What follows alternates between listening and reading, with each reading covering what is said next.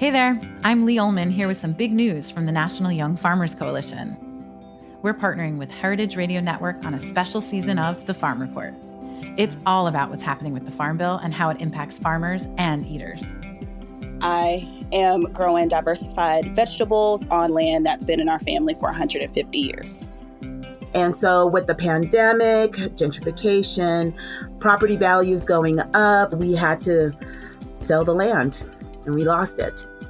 Join us as we uncover the untold stories behind this massive piece of legislation that shapes how we grow our food, what we eat, and so much more.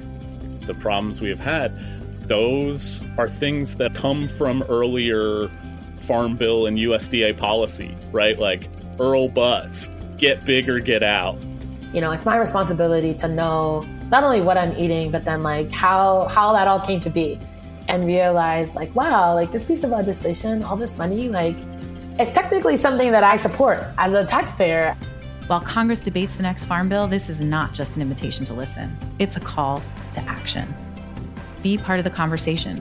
Subscribe to the Farm Report on Heritage Radio Network, wherever you listen to podcasts. You're listening to Heritage Radio Network. HRN is food radio supported by you. Learn more at heritageradionetwork.org. This episode is brought to you by GigPro, the staffing solution for businesses and workers in the hospitality industry. Check out gigpro.com and download the GigPro app today.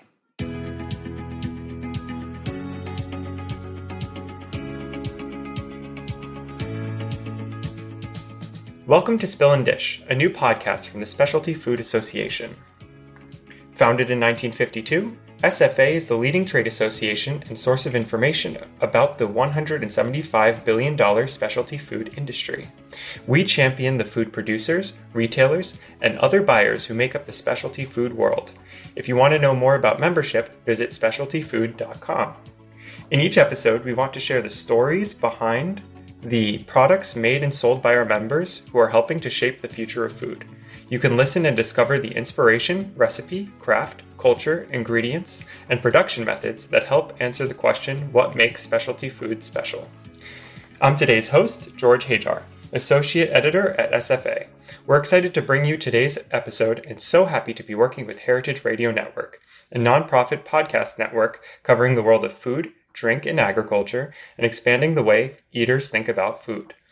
Today's guest is Paula Lambert, founder of Dallas's Mozzarella Company. Under Paula's direction, the company has grown from making a few pounds of fresh mozzarella to producing over 30 artisanal cheeses. Her cheeses are award-winning and sold to restaurants and stores across the country. In addition to her company, Paula is also the author of many books, including the recently re-released The Cheese Lover's Cookbook and Guide. Welcome, Paula. We're so happy to have you on the show. Thank you. How are you? Doing well, thank you. So let's dive right into it. Can you tell me a little bit about the cheeses that you make? Yes, we make cheeses from cow's milk and goat's milk, and we make both fresh and aged cheeses. So the fresh cheeses are sold soon after they're made, and the aged cheeses are aged for different periods of time, and they're treated differently during their maturation process. Mm-hmm. How so?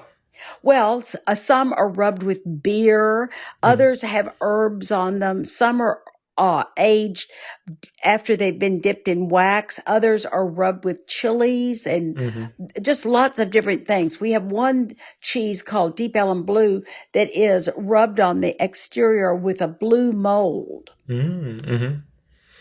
And so I saw that you have started developing more and more cheeses as the business has grown. What goes into the process of creating or developing a new cheese? My ideas. I love wonderful food and wonderful restaurants. I love to travel, and I get ideas from things I see and taste and hear about. And do you have a favorite cheese that you produce? Yes, fresh mozzarella. So the original staple? Yes, I love it. I have some at home right now. Amazing. And how did you get involved in specialty foods? Well, I lived in Europe studying Italian and came back to the United States and got married. And I decided that I missed something that I loved in Italy when I was living there, and it was fresh mozzarella. So I decided to build a factory and make it. And so I started in 1982, and I learned to make the fresh mozzarella, and then I went out and started selling it. Amazing. And so I know that you also run food and like cooking tours in Italy. Yeah. Yeah, do you Yes. want to talk about that for a moment? Yes, I do. I have a little company that's called Viaggi Deliziosi, and that means delicious trips in Italian. And I take people to Tuscany where I rent a villa, and I show them all the things I love about the Chianti region, which is where the villa is located. And we visit producers, we visit butchers, we visit ceramics factories and wineries and castles, and we have a wonderful time going out to lunch every day. I teach them the art of the Italian lunch. Amazing. And then we cook together some evenings, and it's just a wonderful week. And I do that 4 or 5 times a year. And so are these mostly a US audience that you bring to Italy, or Yeah. is it people from around the world, or? Well, I've had people from Australia and New Zealand, but it's mostly Americans. That sounds very interesting. And how did that get started? What sort of made you, was it your education in Italy that sort of propelled that process? No, it was actually my first cookbook that I wrote, the Cheese Lovers Cookbook and Guide, and it came out in 2000 originally, and it's still in print after 22 years, and I'm so proud of that. But anyway, I was a member of the IACP, which is the International Association of Culinary Professionals, and it was made up of a lot of different types of people, all in the culinary industry, from chefs to cookbook writers to cooking teachers, all kinds of things. And I met a couple at the IACP that had originally worked at Williams Sonoma, creating the books for Chuck Williams. And they invited me to come see this beautiful place that they had built in the southwest of France. And that was the year 2000. And I went over to visit them, and my cookbook was coming out, and they said, well, why don't you get together a group of friends and bring them here and do a cooking class for a week? And I said, oh, yes. And so I went there, and I loved it, and I started taking lots of groups there, and I did that for about 10 years, and then I transferred and went to Italy because I had loved Italy, and that was my favorite place. And most people thought I was taking people to Italy, even though I was going to France. So that's how it happened. That sounds so interesting. And it's nice how that sort of started as an organic thing. It was sort of spontaneous thing, and then it became something that's now like a staple that you run. Have you ever had any recipes for new different types of cheeses that you discovered while you were touring in Italy or in France? Yes, I have. I used to go in France, especially, and originally in Italy, to visit many, many cheesemakers. And I would talk to them, and many times they would let me come into their tiny factories and work with them. And I got all my recipes that way. I mean, I just would watch them and work with them, and then I would write down what they did and come back to the United States and experiment and make the different kinds of cheeses. Yeah, that sounds so interesting. And it seems like it's cool that everyone in the industry is so open to sharing and collaborating. It's wonderful. It really, really is. And it's so much fun. And one of the things that happened after I came back from Italy was I was always making the deliveries. And my customers were the young chefs of Dallas who were experimenting with Southwestern cuisine. And so I would go into the kitchen and make my delivery, and I would see what kind of products they were using and what they were cooking with. And I got very interested in that. So I would run back to the cheese factory and buy some chilies and herbs like those chefs were using and incorporate them in my cheeses. So, I mean, they were influential too. Yeah, yeah. And Where would you say your love of food developed from?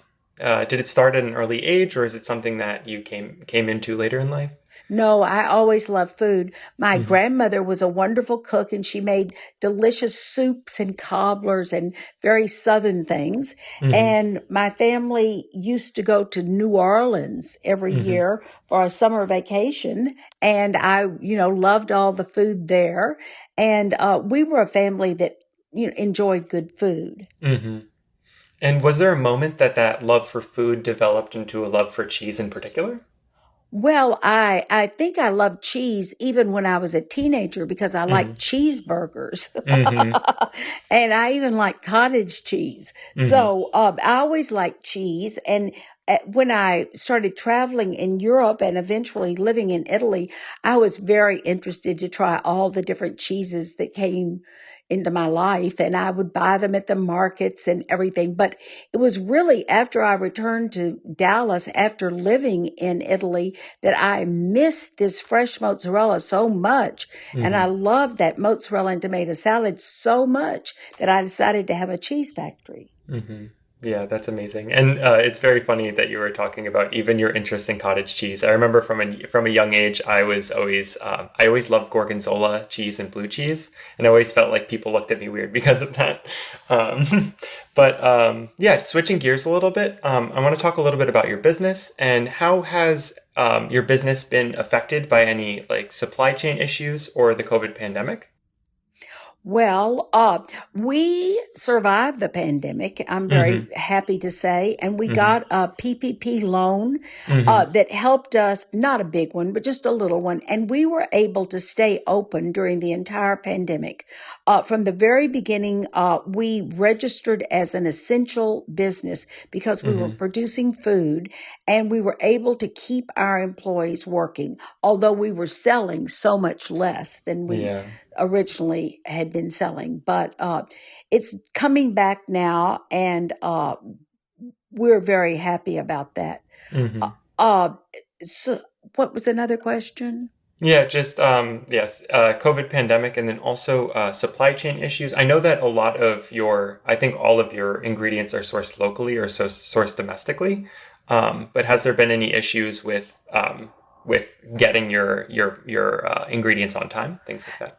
No, we some things are slower to come, and we did have problems with the boxes and the styrofoam that we line the boxes with. Hmm. Some of the things are slower to come, but we've managed to adapt and continue.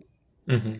Amazing, and congratulations. I feel like yeah, that's quite a feat to have been able to continue working all throughout the pandemic. One of the things about the pandemic that really I liked so much was all the seminars of the SFA. They Hmm. had so many seminars, and it was a wonderful way to learn things. I mean, about all kinds of things, and I just thought it was fabulous for the members. Yeah, I'm so happy to hear that our educational resources are useful. We tried doing everything we could to, especially during a time where people had a little bit more time to devote to education, that we were able to provide that for them, and also to help out however we could. Yeah, so I wanted to also ask about any over the time that you've developed the business over your past 40 years in the industry. What were the obstacles that you faced in growing your business to what it is now? Well, every single obstacle you can think of. I mean, Hmm. it was a tiny little business. And, I mean, the first obstacle was finding the milk. I mean, it's been one thing after another. It's just been a saga. And I've, fortunately succeeded and, climbed to the top of every little, obstruction. But it's just been, it's learning to make the product. It's learning to be consistent. It's finding customers. It's getting your cheese there. Now, one of the worst things that we face is the cost of transportation. I mean, Hmm. it is awful. I mean, you can't even believe it. I mean, you can, but it's awful. And Yeah. it has risen every year for 40 years. Hmm. So, there are many costs. associated with making cheese that you wouldn't think of, like the cost of gasoline for our delivery van and all kinds of things. Costs are rising tremendously right now. Yeah. And with these rising costs, especially the more recent rising costs, have you had to pass on that price increase to the customers? We are just about to do that. We have held our prices down since 2014 or 2016. I can't remember.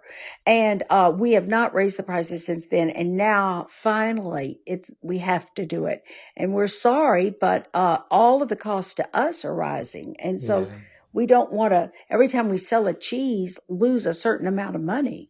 Yeah, that makes sense. And it's something that is sadly just become an unavoidable reality. It's especially terrible. over the past year or 2 years. Yeah, and inflation is there too, as well as the actual cost of the increased cost. Yeah, definitely. And over time, how do you feel your brand has evolved? How has the Mozzarella Company evolved? I know it was started off with just mozzarella cheese and branched out into other artisanal cheeses, but is there any other ways you note that like an evolution?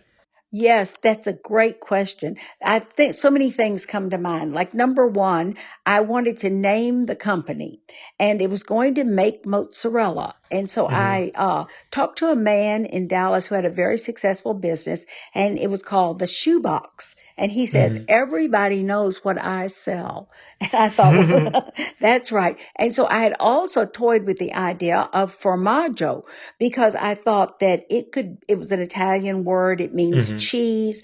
I could make lots of different kinds of cheese and call it all, and the name of the company formaggio would be good. But I was afraid that people would mispronounce it.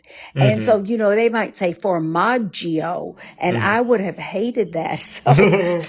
So I decided to name it Mozzarella Company. And I thought I could just say, well, Mozzarella Company makes other kinds of cheese too. So we started out with a wonderful logo. And the logo had a little man on the label. And it was red, white, and green, the colors of the Italian flag. And this little man had on a chef's hat. And he had a round face. And he was holding up a spoon. And so, you could see that it was for cooking. You could see it was Italian. You could see all these things. And so I thought, well, that's great. Well, I loved the logo. And so we used it for about 35 years. And I always thought during those years, well, maybe we should put a girl on the label. That would, it's all women owners, my company. It is all women cheesemakers. And so then anyway, eventually we changed it and now it's my picture on the logo. So I'm a little embarrassed about it, especially when I go in the store and I see all these labels and we have a big sign on the outside of the cheese factory with our logo and it's my picture, you see. And so I'll be walking into the cheese factory and these people come walking down the street and they'll say, "Is that you?" It's very funny. So that's a little interesting tidbit. And it also seems appropriate that it's called the Mozzarella Company, especially because mozzarella is the favorite cheese that you produce. Yes. It's turned into an homage to your love of cheese as well. Oh, that's a nice thing for you to say. And so we're almost out of time, but before you go, we'd like you to participate in our final segment, Take 5. 5 questions for our guest. First, let's pause and take a break. GigPro is the solution to the restaurant staffing crisis. We're offering businesses the chance to instantly fill their shifts and food and beverage pros the chance for better wages, more flexibility in their schedules, and benefits. If you're a business, go to gigpro.com, create your free account, and post the shifts you need filled. If you're a hospitality worker, download the GigPro app, create your profile, start applying to shifts, and start getting paid. We know what hospitality businesses and workers need because we spent decades working in the industry ourselves. If you're tired of wasting money on broken recruiting tools or sending your resume into the void, you owe it to yourself to give GigPro a shot. Whether it's a couple shifts or a full-time hire, GigPro lets you 86 the broken staffing status quo and embrace a better future.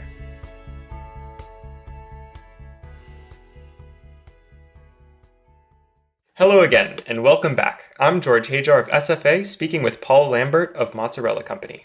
Okay, here are your 5 questions for our final segment. Take 5. What is your favorite thing about the specialty food industry? All the delicious things that you can find. Mm-hmm. And what's one thing the SFA has made easier for you as a specialty food business owner?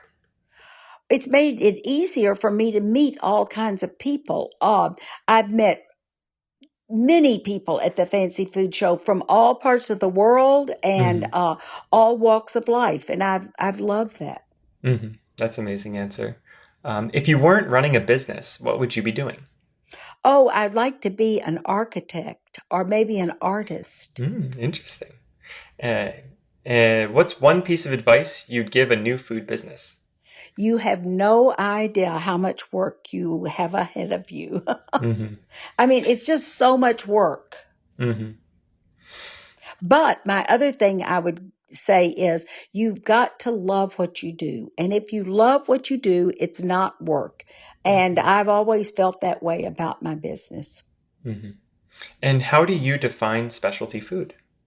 Specialty food is, it used to be fancy food, and it still is to me. But I know specialty food to me is smaller batches of food, maybe higher quality ingredients, wonderful taste. One thing it often has is lovely packaging, although I don't have that. Thank you so much for these answers. You're welcome. A big thanks to Paula Lambert for joining us today. And you can find out more about this show at specialtyfood.com and heritageradionetwork.org. And remember to follow us wherever you get your podcasts. Come back often to get to know the people who are shaping the future of food. Special thanks to Heritage Radio Network, the world's pioneer food radio station. This is Spill and Dish, a Specialty Food Association podcast. Spill and Dish is powered by Simplecast. Thanks for listening to Heritage Radio Network, food radio supported by you. Keep in touch at heritageradionetwork.org/subscribe.